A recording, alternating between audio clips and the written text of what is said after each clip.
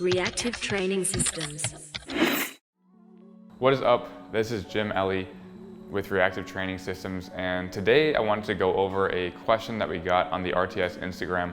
If you're not currently following the Reactive Training Systems Instagram, go ahead and do that now. We try to do a weekly Q&A where we answer questions both on Instagram, but also the ones that require a bit more explanation we try to put into video. This question in particular is regarding how to deal with pain and how to manage pain with your athletes. It's a bit different than how to deal with it yourself, but at the end of the day, it's something that is really valuable as a coach to understand how to treat athletes when they are experiencing this, how to converse with them, how to move forward, and how to develop a plan.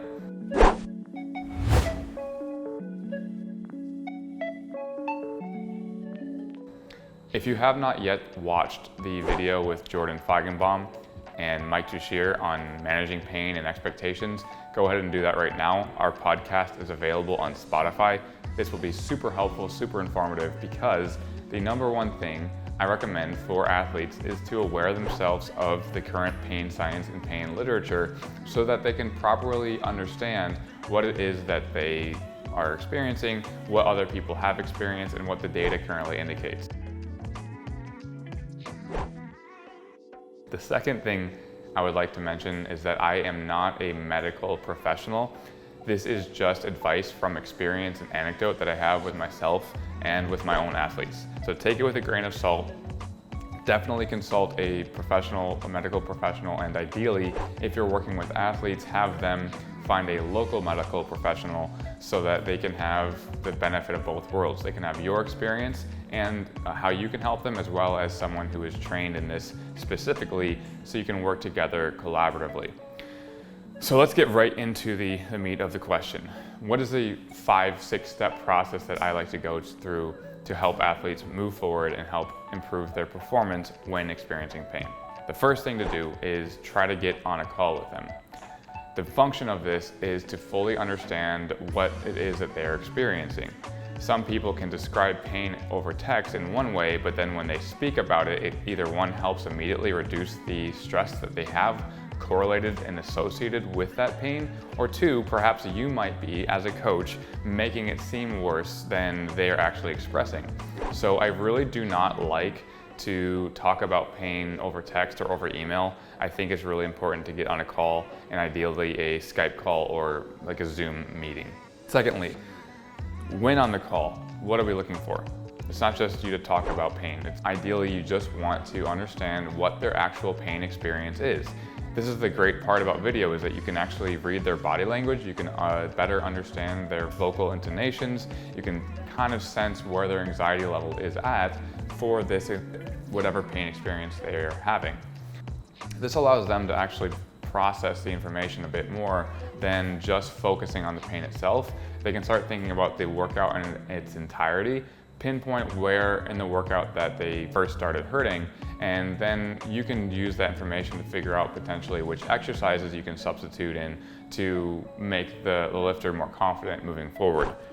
When they're talking about their pain experience, really take note of and actually literally write down like their anxiety level, what it seems like their anxiety level is, what their body posture, their body language looks like. How are they talking about it? Are they stuttering? Are they able to express their pain calmly? Are they seemingly afraid? Do they seem like they don't know what to do and they need your help? Or are they just talking about it like any other niggle or injury that they've had in the past without too much anxiety associated with that? Once they start talking about their experience with pain and that you feel like you fully understand how they feel about it, then you can more effectively approach this experience and give your athletes recommendations that they can actually take home with them so they don't feel like they're in the dark about what to do moving forward.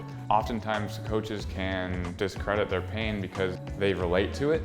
Relating to someone's pain experience and then saying you're gonna be okay is not the same as listening and saying, oh, that's frustrating. I bet this really makes you feel bad, or I totally get it. That sounds like a difficult thing. Let them feel how they're feeling.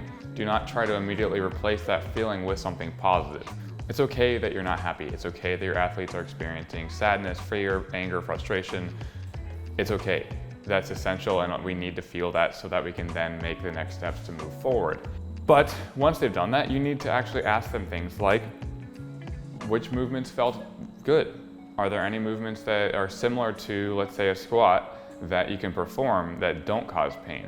Sometimes athletes have back pain and they can't load their spine with a barbell, but they can do things like dumbbell split squats or maybe leg press or variations of that, trap bar deadlifts, things where they're not loading their spine but they're still working their quads. They might still get some back stimulation, they still require some bracing and internal pressure, but they're not reproducing that pain experience. So find movements that they might be able to do, or start thinking about that as you're on the call with them.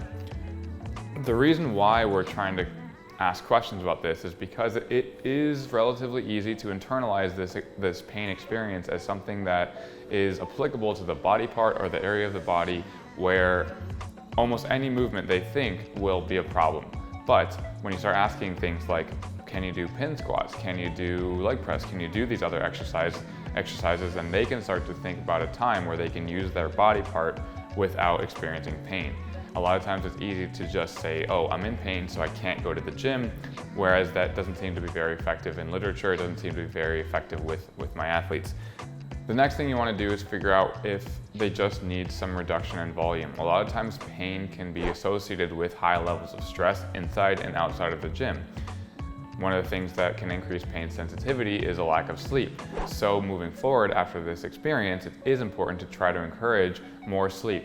If they have habits established that allows them to get about 8 to 10 hours of sleep a night, then that's going to put them in a better position to recover than if they have pain and then they're also in a sleep deficit, which prevents them from really improving their symptoms and their experience. So there are two variables that I really focus on when an athlete comes to me with pain. The one is which movements are okay and can be performed and loaded without irritating them or mentally stressing them out. Because sometimes people experience pain just thinking about an exercise. Whereas if you can shift their focus onto exercises that they really enjoy, for example, Mike Tuchscherer has a preference for front squats because on average he has less experiences of pain with front squats than back squats. Similar with deadlifts, there's a reason why his training has shifted kind of for that reason. And people have emotional experiences with exercises that can trigger pain. So if the last time you did a split squat, you had your quad hurt. So you're gonna be more sensitive to that specific movement, whereas if you did a slight variation, it might not create that same level of sensitivity. So typically what I do is I bring back everything 1 to 2 units. So if they experience pain at a single at an 8, maybe we start doing singles at a 6, singles at a 7. Again, it's up to you. You have to make the choice of how intense can they go? Do they need to completely shift the protocol away from what they were used to? Or do they need to stick to the same thing because it's not that bad, but they just need to dial back the stress a little bit? Again, this is where other videos can help you understand that. Potentially the classrooms, if you haven't taken them, can help you to better understand stress index and exercise selection and how to actually manipulate those variables. But if you do have an understanding of stress index, if you do understand how certain exercises can impact a lifter, understanding those two variables allows you to then develop a plan. Again, main thing is they are expressing to you how they're feeling, you're listening to them, then you're gathering more information about what you could then do moving forward so that you can actually establish the plan as the coach so that the athlete feels like you're in control and it can take some of that stress off of them.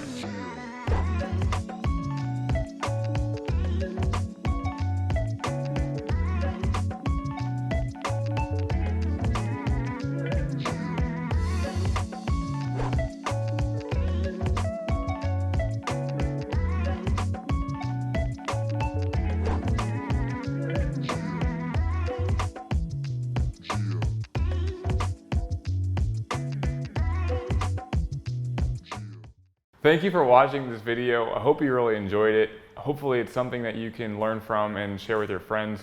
One of the other things that we offer is the RTS Classroom, which enrollment is open now. The RTS Classroom is a course designed to teach you how to individualize training. And this July, we have a new course called Emerging Strategies Framework. If you haven't heard about Emerging Strategies yet, take a look at the YouTube video that we have on it. This class is designed to really fine-tune how to figure out the variables that work for your lifters and your athletes so they can actually get stronger and perform better on the platform. Enrollment opens now. July 11th is when the first classroom starts. So if you want to get in on that, take a look at the link in the bio, and I will see you in class. Reactive Training Systems.